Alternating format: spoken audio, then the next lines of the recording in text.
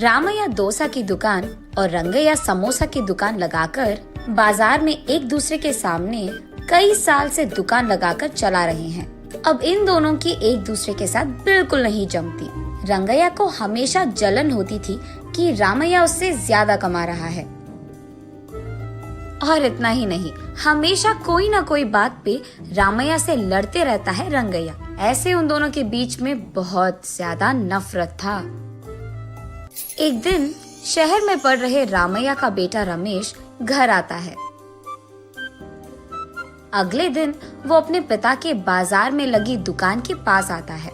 वहाँ चल रही व्यापार को देख रमेश अपने पिता से ऐसे कहता है, पापा, आप हमारे दुकान में ज्यादा ग्राहक लाकर ज्यादा पैसा कमाने के मार्ग नहीं सोचते हो क्या? अब जितना मेरा सोच है उसी में चल रहा है बेटा। जितना भी मेहनत करूं वही कमाई मिल रही है। पापा, मेहनत से नहीं, चालाकी से कमाए जाते हैं पैसे। शहर में इसी डोसा को दुगने दाम में बेचते हैं, पता है आपको? अब शहर के दाम में यहाँ कैसे बेचेंगे बेटा? अगर दाम बढ़ा भी देना तो कोई भी खाने नहीं आएगा। पापा, मैं ये नहीं कह रहा हूँ कि शहर के दामों में यहाँ बेचे, बल्कि ये कह रहा हूँ कि ऐसा कुछ करे कि शहर का लाभ हमें यहाँ मिले। तुम्हारा इरादा मुझे समझ में नहीं आ रहा बेटा, थोड़ा समझा दो। आपको समझाना नहीं, करके दिखाऊंगा, ऐसे कहता है रमेश। रामैया देखते ही रहता है कि रमेश कह क्या रहा है। और इतने में रमेश उनके दुकान के बाहर एक बोर्ड डालता है। उस पे लिखता है कि हमारे दुकान में जो भी ये स्पेशल डोसा खाएगा उसको 10 साधारण डोसा फ्री में मिलेंगे, और जो भी डोसा आप खाओगे उसके भी पैसे नहीं देने पड़ेंगे। पर अगर स्पेशल डोसा खा नहीं पाए तो 10 डोसा का पैसे देना होगा, ऐसे लिख देता है। बोर्ड पे जो लिखा उसने वही बाजार में जोर से चिल्लाकर सबको सुनाता है। ये सुनकर बहुत लोग खुशी के मारे उनके दुकान पहुंच जाते हैं स्पेशल डोसा खाने। स्पेशल डोसा खाने के लिए मैं तैयार हूँ। नहीं नहीं, मैं तैयार हूँ। ऐसे सभी आपस में बहस करते हैं।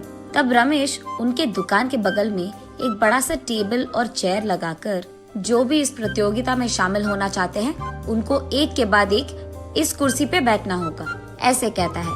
उसके बाद ठीक उस टेबल के जितना बड़ा डोसा वो बनाकर वहाँ लाता है और उस कुर्सी में बैठे आदमी के सामने पेश करता है।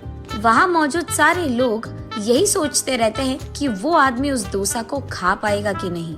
आधा डोसा खाकर वो आदमी, मुझसे अब और नहीं होगा, ऐसे कहकर हार मानकर वो 10 डोसा के पैसे देकर वहाँ से चले जाता है।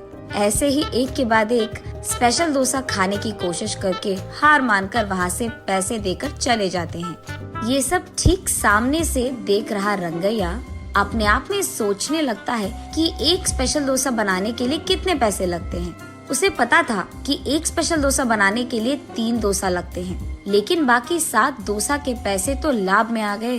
तब उसे समझ आता है और कहता है, बाप रे, ये 3 डोसा बनाकर 7 डोसा का लाभ ले रहा है। बस रंगैया को जलन होती है।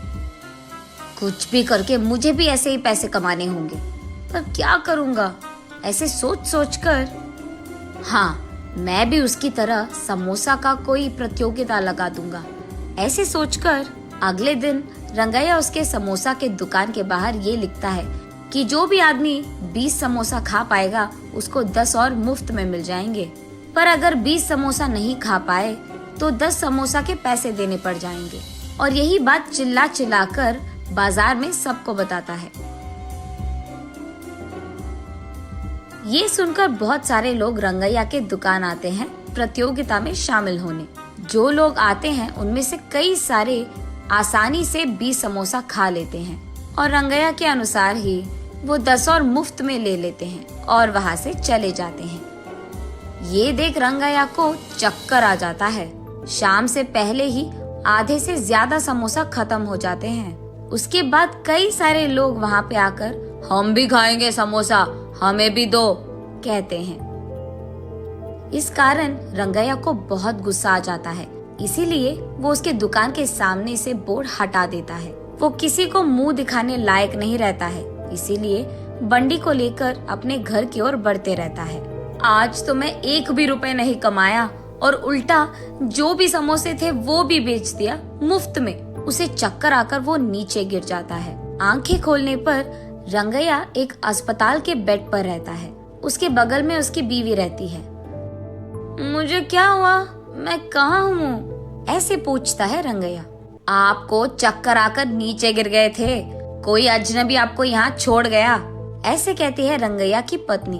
छा, आज सब कुछ नष्ट ही हो गया, सब बुरा हो रहा है। अरे क्या हुआ जी, आप इतने गुस्से में क्यों हो? वैसे आप शाम तक घर की मुंह भी नहीं देखते हैं, लेकिन आज दोपहर से पहले आपके समोसे खत्म हो गए और आप घर भी आ रहे थे। इसलिए वो जो कुछ भी हुआ अपने बीवी को समझाता है। हाय भगवान, मेरा मूर्ख पति, आप बस ये सोच रहे थे कि कितने डोसे बेचने पर उनको कितना लाभ मिल रहा है, लेकिन आपने एक बार भी ये नहीं सोचा कि कितने समोसे बेचने में आपको कितना लाभ आएगा। ये प्रतियोगिता शुरू करने से पहले आपको ये सब सोचना था, आपने सोचा भी नहीं, ये तो होना ही था।